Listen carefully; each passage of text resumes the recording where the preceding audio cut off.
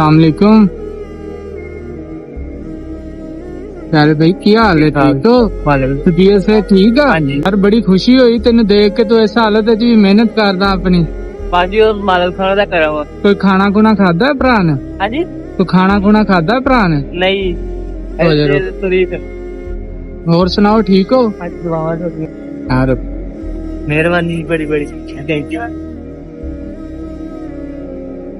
आना कुछ पैसे है ये भी रख लो है। अच्छा जी ठीक है, बहुत खुशी हुई तुहानू देख के, तुसी मेहनत करदे हो। अस्सलाम वालेकुम। जबरदस्त। जिंदाबाद बब्बर शेर हो। बिल्कुल इदा ही है, बब्बर शेर जबरदस्त। ठीक है प्यारे भाई, ठीक है जी, बहुत खुशी हुई है आपसे मिलके, जबरदस्त। अल्लाह हाफिज। खाना खा लो कहीं बैठ के हैं। भाई इधर जाएंगे ना हाँ फिर साइड पे लगा देंगे। ओके ओके ठीक है, अल्लाह रोड पे नहीं लगा जी जी ठीक है, ओके अल्लाह हाफिज।